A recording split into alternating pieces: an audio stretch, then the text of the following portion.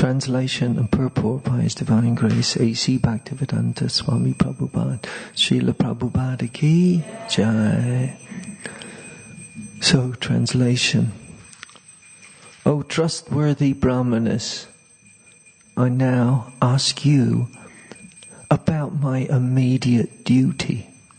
Please, after proper deliberation, tell me of the unalloyed duty of everyone in all circumstances, and specifically those who are just about to die. Purport. In this verse, the king has placed two questions before the learned sages. The first question is, what is the duty of everyone in all circumstances? And the second question is, what is the specific duty of one is to die, who is to die very shortly? Out of the two, the question related to the dying man is the most important, because everyone is a dying man, either very shortly or after 100 years. The duration of life is immaterial, but the duty of a dying man is very important. Maharaj Parikshit placed these two questions before Sukadeva Goswami.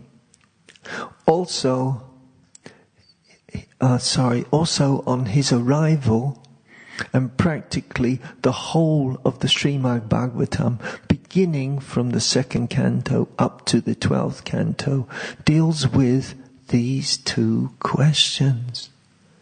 The conclusion arrived at thereof is that devotional service of the Lord Sri Krishna, it is confirmed by the Lord Himself in the last phrases of the Bhagavad Gita.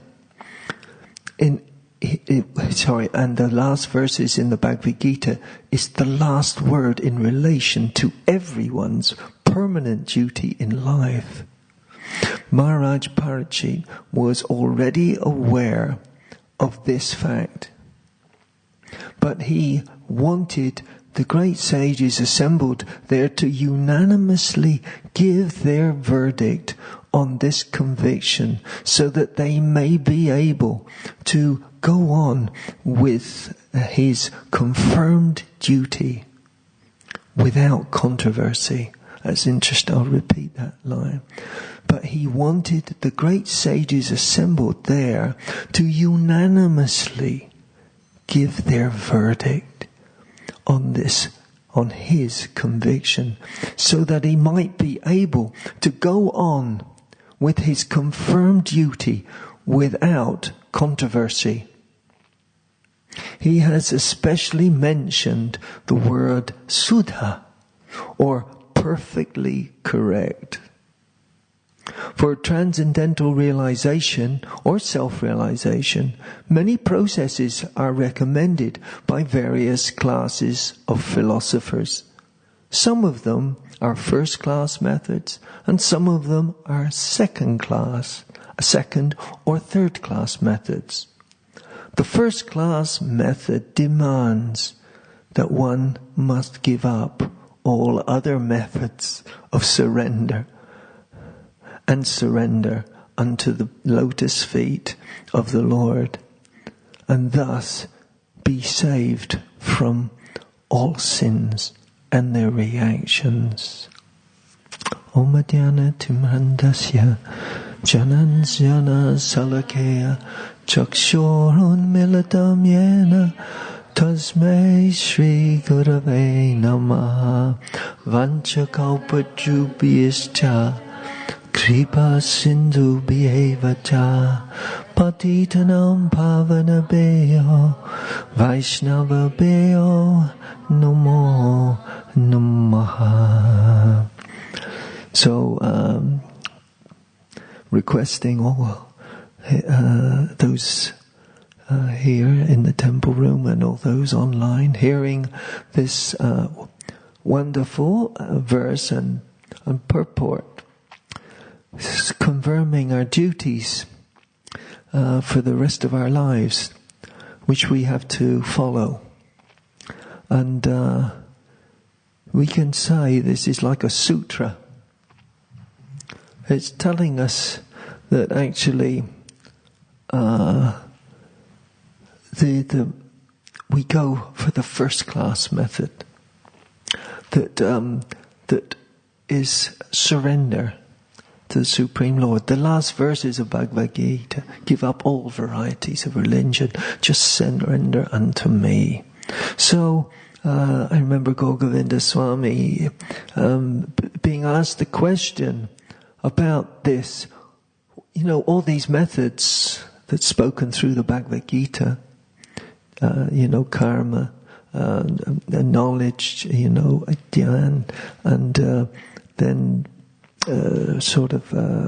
knowledge in its own right, and also then we have deeper knowledge of the spirit, soul, and the body. We're finding out basically in a gradual process that this process, he was asked, he says, why would Krishna go through all this?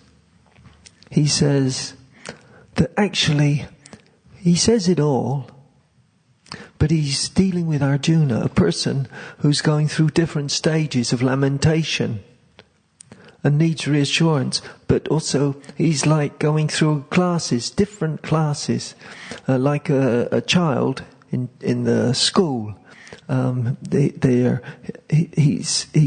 He's not given advanced level to start off with, and so Arjuna is hearing all this, and he's got so many questions and doubts which have to be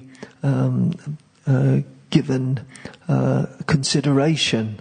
So Krishna's answering these, but he says ultimately all this he could have said, oh, just surrender to me at the beginning. Why not? Why go through all this? No, Arjuna is us. He's the person that's giving us a path to tread. And Bhaktisiddhanta Sarasvati Goswami speaks that the road to God is paved with thorns. And basically, this it's a challenge for ourselves spiritually, because we have to realize that we're not the body. So we suffer the reactions of our past misdeeds because our gross body and our subtle body under the modes of material nature. But we have to, as it says here, we have to arrive not at these different levels. He says the final duties. This is the conclusion, our duties. What to do at death. And it's the conclusion is now to go through to the purport.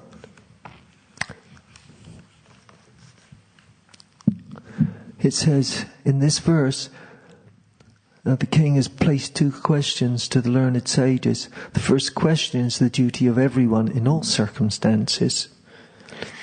Well, this is a nice clarification that we've been given a conclusion that we could say is giving to the sages. It's a deadline that he's got 7 days. But also in that 7 days, he's been given time to meet a great sage who will elaborate on this journey of 7 days. And everyone is also fasting with them. Different levels of yogis and sages. They're all there. They may not be the yogis as we understand it. Different classes of yogis. Different classes of sages. But they're all there by the mercy of the Lord. He wants all classes of of yogis to hear this Bhagavatam.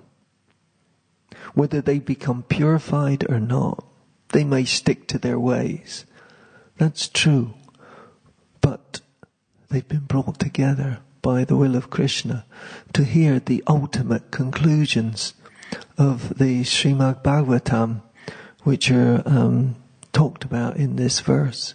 Our duty is that somehow or other we have to find out this knowledge that reunites us with the Supreme Lord.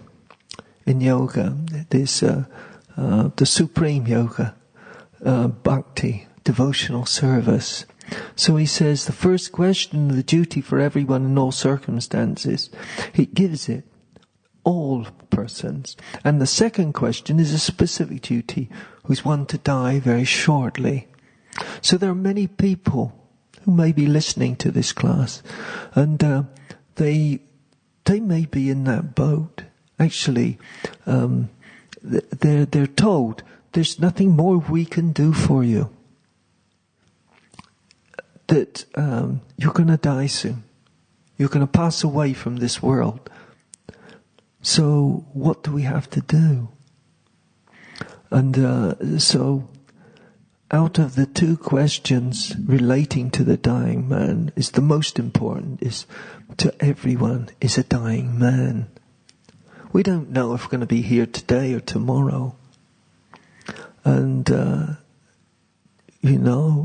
how long, or 100 years, as Prabhupada, he points it out. But that the duty of a dying man, that's all of us, we're all dying. Maharaj Parikshit placed these two questions before Sukadev Goswami, also on his arrival. And practically the whole Bhagavatam is beginning from the second canto up to the 12th canto. But what is an amazing thing? It's like a cry. What am I doing? What is my duty? It's like, and it says that if we cry to the Lord in desperation, in our suffering, in our pitiful condition, because and we have to realize our pitiful condition, that actually we're helpless, and that if we actually, as Govinda Swami always says, this is a crying school. For the child crying for the mother, the crying, the mother knows what sort of crying is brings her immediate attention, or the crying that is I want attention, me, you're not giving me enough attention to the parent. Or if there's another cry, a cry of pain beyond the child's control, that's when, Mommy, desperation comes into the note of the voice. It's their helpless nature is crying out. And so what happens? The first thing that was given to Maharaj Parikshit, he was inquiring, he was trying to find out what was best for him in this situation. And he asked so many people different ways they were talking about knowledge, sacrifice. And it was so many answers coming. But in his desperation, as a devotee of the Lord, he was really addressing the points that somehow or other, in his regret for the incident with the sage, that he wanted full retribution. He wanted the Lord to punish him in some way, just to realize, and that he didn't want anybody else to suffer on his behalf. This was the interesting part. He says, I don't want my family to suffer or any of those. Just me. Let me take the reaction. And Prabhupada in previous purport, he explains that, actually in forthcoming too, that verses, that actually, that his call was a totally unselfish call. He was saying, I'll take whatever you come. I don't want the reactions. Because he was also initiated himself. He felt that he'd wronged his spiritual master. So he's crying out. He says, I don't want anybody connected with me to get any reaction. Just me. Take me as you wish. And so he's a surrendered soul. And then he says, Maharaj, he placed the two questions, Sukadeva, on his arrival. And practically the whole Srimad Bhagavatam, from the beginning of the second canto up to the 12th canto, deals with these questions. The conclusion arrived at thereof is that devotional service of the Lord Krishna, as it is confirmed by the Lord himself in the last phases of Bhagavad Gita, is the last word to everyone's permanent duty in life. So that's interesting, isn't it? It's our permanent duty to Lord in all circumstances, in each moment, to surrender and say, what shall I do? What do you want me to do? And usually, to know what we want to do or what we have to do, it comes from authority. It comes from spiritual master, those around us who we are serving. And I'm not just talking about in devotional life, so-called, but in all aspects of our life, whether we're doing a job, whatever's happening to us, that's for maintenance of our existence. That's service. We have been given prescribed duties in this world to perform. They're given to you, not by anybody else but Krishna. But we have to convert them with our consciousness. That actually Krishna has given me what I have now in all circumstances. And that this must be an act of devotion. The person that's with you, and Radhanath Swami says this, what is the thing that's most important, he's got to say, it's what you're doing now. That's the most important thing. Not the future, not the past. We're helpless with those things, past, future. But what you're doing now, or all of us, what we're doing now, is out of our, we're seeking knowledge, which is prescribed here, to stop our dying, again, in this world, to not come back to this world. And so it says, the conclusion thereof, devotional service to the Lord, is confirmed by the Lord himself in the last phases of the Bhagavad Gita. It's the last word of everyone's permanent duty in life. So the sages there, he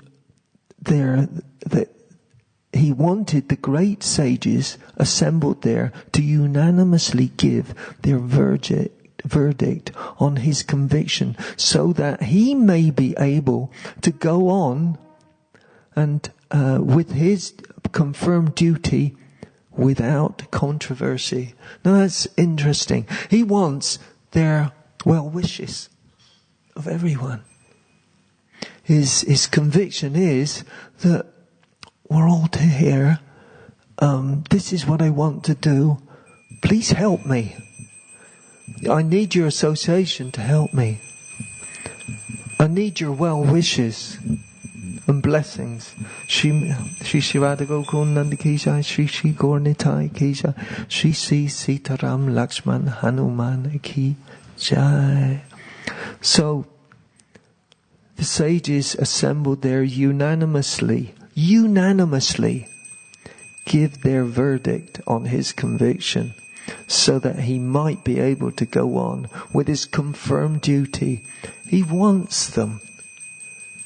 He wants their their blessings. Yeah, this is what I'm going to do. So he especially mentioned Sudha, perfectly correct. For transcendental realization and self-realization, many processes are recommended for various classes of philosophers. Some of them are first-class methods, and some of them are second-class and third-class methods. The first-class method demands that one give up all other methods and surrender to the lotus feet of the Lord, and thus be saved from the sins and their reactions. So, actually, Prabhupada's saying he wants them to benefit by hearing this. Though it's his questions and he's seeking the advice, he wants it for their sake as well. So it's like a call to arms, you could say. Like in a battle, a war is about to beginning. So he says, come on, let's, everybody here, please join in this war. That we have to be united. And so to clear the path. So I'll give you 2 quotes from Prabhupada. Prabhupada is especially succinct. And these 2 verses I've often quoted. But what do we do now? Having heard this, what is our duty in surrender? What does it mean? December 19th, letter to Jayapataka Swami. It's in the Transcendental Calendar here.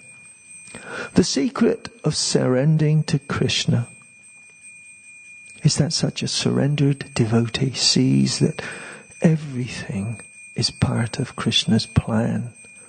Whatever I am meant to be doing, let me do it with my full attention to every detail. Let me become absorbed in such service. Never mind what it is. And that's interesting, isn't it? Somehow we have a mentality that quantifies the service that we do according to our own taste. But that's not so. He's saying, let me do it with my full attention. Forget your own considerations. Let all other considerations be forgotten. Never mind what it is. So we live in the moment of devotion. Let's live in that moment. And so let all other endeavors be forgotten. And my desire to do the thing best for Krishna's alone pleasure is my motive. Interesting. Kirtan, speaking from Bhagavatam, whatever, it's for his pleasure. Cooking is for his pleasure. That somehow or other, that he's the beneficiary in all circumstances. That his pleasure is our goal. And his pleasure is when we're serving each other, serving the devotees, and serving him directly through the spiritual master and his instruction.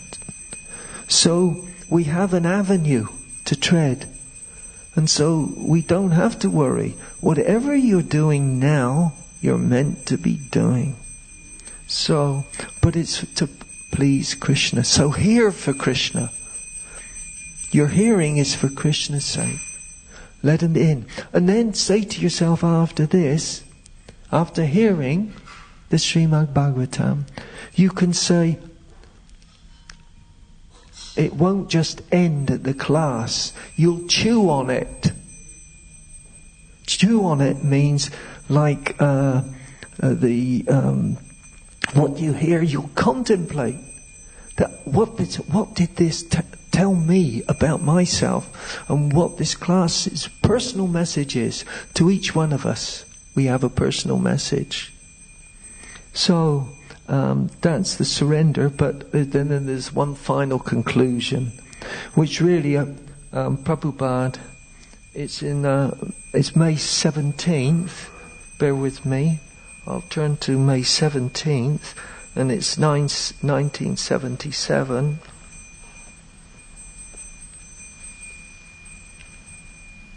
And it's very, very powerful.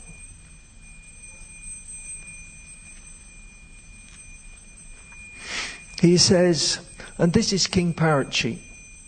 He's talking about the now. He's talking about his position. He says, Vrindavan, May 17, 1977. It's in his last days, Prabhupada. He says, if death takes place, let it take here. There is nothing to be said new. Whatever I have to speak, I have spoken in my books. Now you try to understand it and continue your endeavor. Whether I am present or not present, it doesn't matter. As Krishna is living eternally, similarly, the living being also lives eternally. But one who has done service to the Lord, he lives forever. That's interesting. So this living forever is come to us through Bhagavatam. King Parachi lives forever. His questions, Sukadev Goswami lives forever in our hearts. What they're telling us, their adventures, their sadness, their traumas, their difficulties, so much suffering by great people. But the thing was, their character was not deviated. In other words, that their focus was to please Krishna and those around them, the parts and parcels. So you've been taught to serve Krishna, he says. So one who has done service lives forever. So you have been taught to serve Krishna. And with Krishna, we'll live eternally. Our life is eternal. A temporary disappearance of this body doesn't matter. Body is meant for disappearance. It's so classic. This is what's happening here in Bhagavatam today. Body is meant for disappearance. So he says, so live forever by serving Krishna. And that's what King Parachi was doing. He was serving Krishna in his last days. He was asking the important questions for everyone else. He knew a message was important, but he knew it was important for all those who were listening. So he was doing it for their sake as well. It's a sacrifice of himself and sacrifice for others. His situation, he wanted to help others. And so it's a very wonderful understanding. So if there's any questions or comments on this verse, because in the next verse, Sukadev comes. So he set the stage, he surrendered. But he didn't know Sukadev was coming. But his crying set it up. Krishna had to hear. Okay.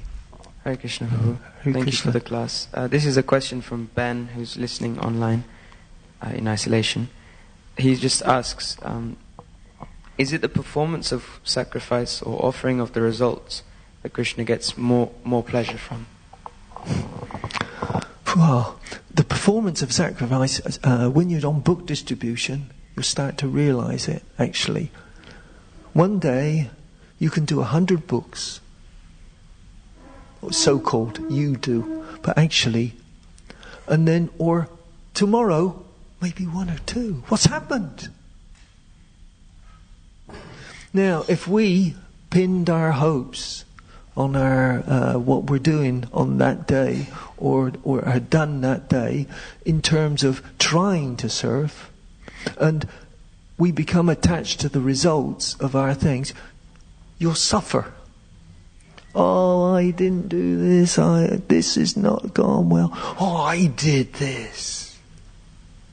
Both are false ego, actually. It's in Krishna's hands. Prabhupada gave the example. Book in hand, offering to somebody. They have money. Person thinks, Prabhupada gives this example. He says, I have this money in my pocket. Shall I go to the restaurant or shall I take this book? And it's then the super soul acts. Because he's the one that sells the book. And this person, he goes to the restaurant, he's not ready. He won't give it to him. He's controlled by super soul. As much as that. So he goes to the restaurant. Or he takes the book. That's Krishna too.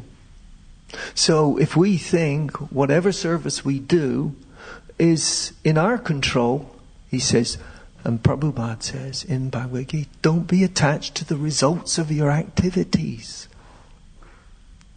That's when you suffer. You'll suffer when you become attached to your activities. No, become attached to the service. That's the thing. You've got that service to do. Whether you're on book distribution all day and you do one book, or you're on book distribution and the hundreds of books are going out, you've given the service. You put yourself in that position as a servant of Krishna, an instrument. So it's not the results that really count. I don't know if it answers the question properly, but certainly that's my understanding that I can give as examples. Okay. Mataji, you got a microphone?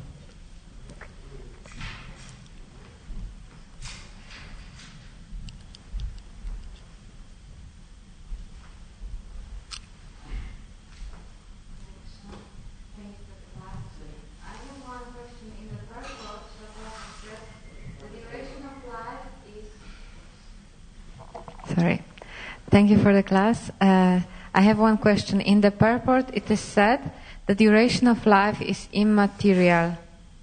Would you mind to explain more what it means, that the duration of life is immaterial? Yeah. Today or tomorrow when we go, what's the point? It doesn't matter. Because it's Krishna's will. It's in his hands. Isn't it?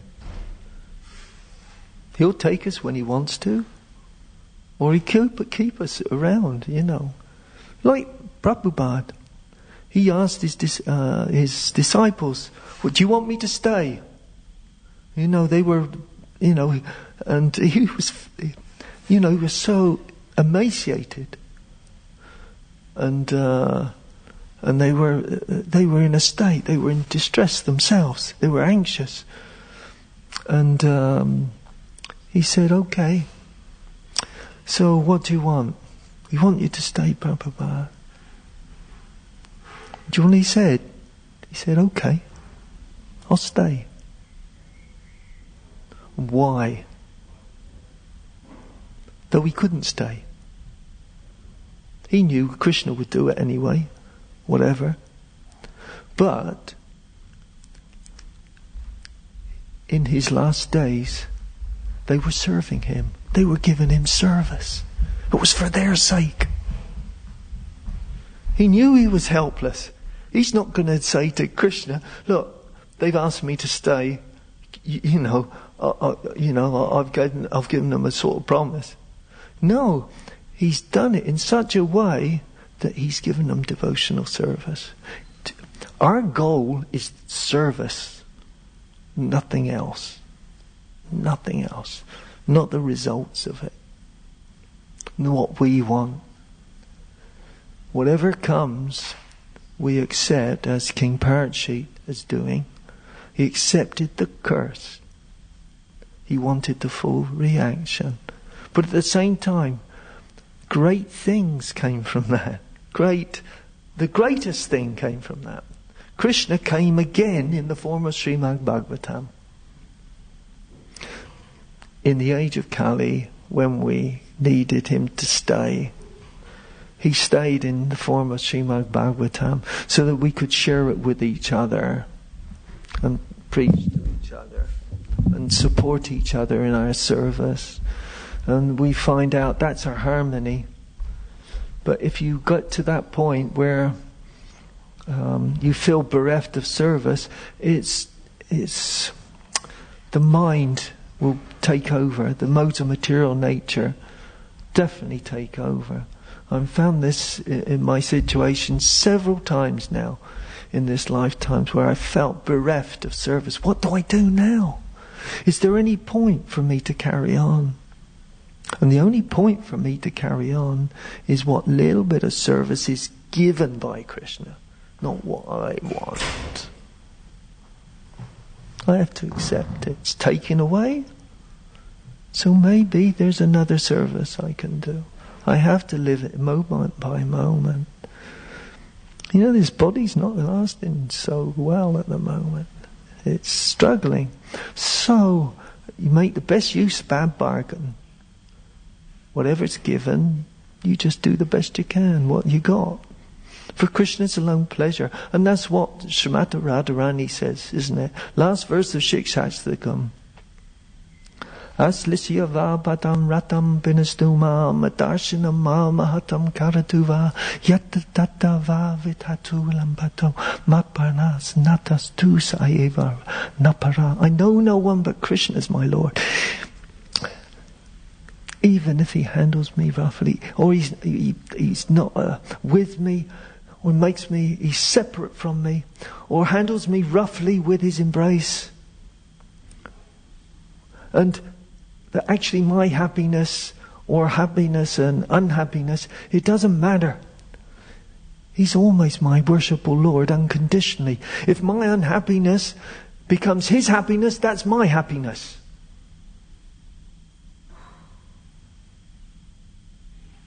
You see, what he's trying to do, he's trying to get something out of us that we didn't think we had. What in our service, he's trying to get us to get every little bit of service, no matter what circumstances. And it may be painful, it may not be painful, but take it. Take it as mercy. Different forms of mercy, happiness, distress. That's what Bhaktivinoda says.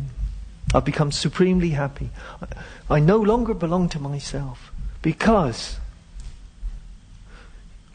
happiness and distress destroy ignorance. So whatever comes in my service, happiness or distress, ultimately, if it destroys my ignorance, that it is best for me. Yeah. So, sort of an answer for you. Yeah. Okay. I think we're past time. Is there anything crucial coming up? Okay. Yes, certainly. Yeah.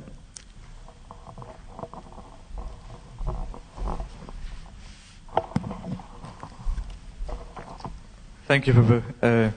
I was wondering if you could quickly elaborate on the quote you read by Prabhupada.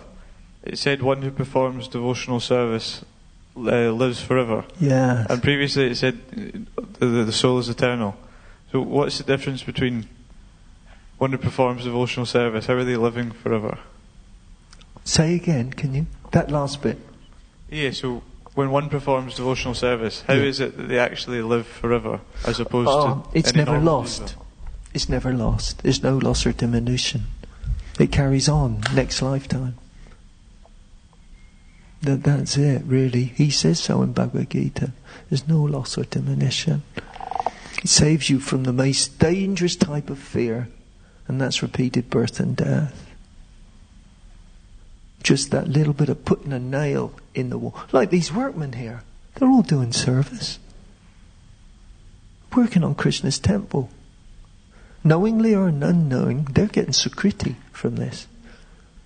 Pious credit and a connection with Krishna, because they're hearing about Krishna every day.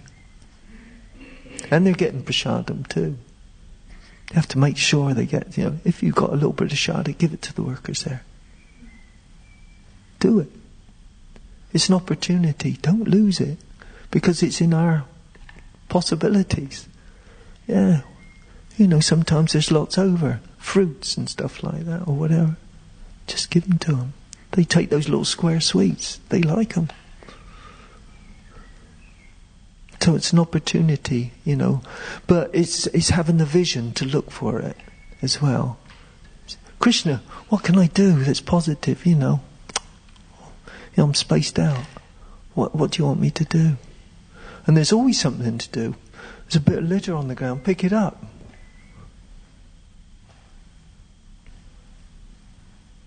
Do it.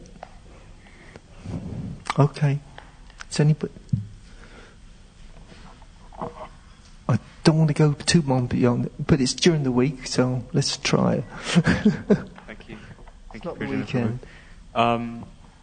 So it says here that Maharaj Parikshit was already aware of this fact, so he knew the answer to these questions, but he was still asking. So why is that? Why did he ask the sages anyway, if he knew the answers, personally for himself? No. He, in a way, what we do, we ask people. He doesn't necessarily know that that's not Sukadev Goswami there. So these sages are realized persons. So he's, but Krishna sent Sukadev Goswami for a certain position of here. He's talking about dying. He says, I'm resolved to do it anyway. Whatever you say or do, Krishna, it's up to you. I can't do anything now. I'm in this position. I'm resolved to serve you in this way, and as best I can. He doesn't know the future, you see. He didn't know about Sukadev. But he had to come to that point of surrender. He's committed himself. And that's the same with us. We have to commit ourselves to what we're doing. That's what Prabhupada said. Let me do whatever we're doing with our full attention. Give your commitment. And Krishna will give you all help. That's for certain. That you need. So, and call upon the acharyas to help you. Don't miss them out. Please, I'm stuck. And you just look at the pictures. Get their reassurance. Because just by looking at those pictures, it's good association. Just by looking at them. The deities, it's good association. It's service. You want to direct your senses like Ambarish, isn't it, Maharaj? Whatever he saw, he did. He did it as an act of service. Each step he was doing as service. Whatever emotions he had, he had this vision that it's not for me. I'm here. How can I change it? But Krishna will change it, and that's usually taking us away, from the service or this world, or taking us out. He gives and takes away, and in that taking away, he's giving. But you just may not think. Takes away your false prestige, isn't it? Hari, he who takes away, isn't it? He takes away. He's given us what we desire. And then we'll suffer if it's our material desire. I'm in control. I know what I'm doing. I know better. The only person that knows better is the Supreme Lord and your authority, whoever they may be. Okay, finished now. Thank you for your question. Okay. Thank you, Srimad Bhagavatam ki jai, Srila Prabhupada ki jai, Srila Guru Maharaj ki jai, Nitai Gaur Premanandi Hari Hari Bol.